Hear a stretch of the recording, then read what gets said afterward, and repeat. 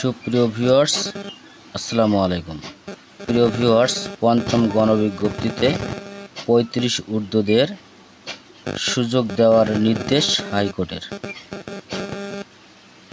৯৭,০০০ শিক্ষক নিয়োগের আবেদন শুরু হয়েছে বুধবার দুপুর ১২টা থেকে।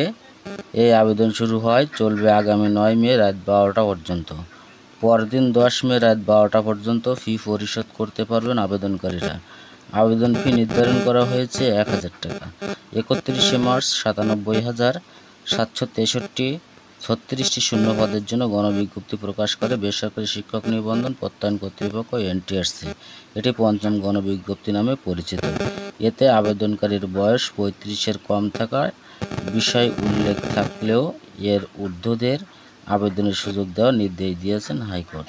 বিজ্ঞপ্তিতে বলা হয়েছে, স্কুল কলেজ পর্যায়ে ৪৩,২৮৬টি শূন্য পদ রয়েছে। মাদ্রাসা, কারিগরি ও ব্যবসা ব্যবস্থাপনা শিক্ষা প্রতিষ্ঠানে রয়েছে ৫৩,৪৫০টি, সবগুলো এমপিও পদ। একজন প্রার্থী এক আবেদনের মাধ্যমে সর্বোচ্চ ৪০টি শিক্ষা প্রতিষ্ঠানে আবেদন করতে পারবেন।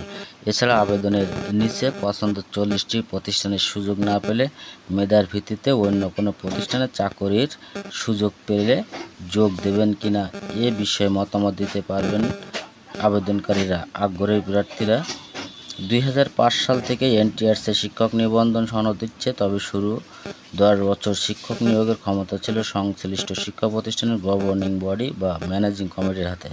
২০১৫ সালের ৩০শে ডিসেম্বর সরকার এনটিআরসিকে সনদ দেওয়ার পাশাপাশি শিক্ষক নিয়োগের সুপারিশের ক্ষমতাও দেয়। এরপর ৪টি গণবিজ্ঞপ্তির মাধ্যমে গত বছরের ৩১শে ডিসেম্বর পর্যন্ত ১,১৩,৩১২ জন শিক্ষক নিয়োগের চূড়ান্ত সুপারিশ করেছে এনটিআরসি। বিচারপতি মোহাম্মদ খসরুজ্জামান ও বিচারপতি কে.এম. জাহিদ সরোয়ারের সমন্বয়ে গঠিত বেঞ্চ ৩৫ ঊর্ধ্ব প্রার্থীদের আবেদনের সুযোগ দেওয়ার নির্দেশ দিয়েছেন। আদালতে আবেদনকারীদের পক্ষে শুনানি করেন সিনিয়র আইনজীবী শাহ মনজুরুল হক। বুধবার আইনজীবী শাহিনুজ্জামান শাহিন আদেশের বিষয়টি নিশ্চিত করেছেন।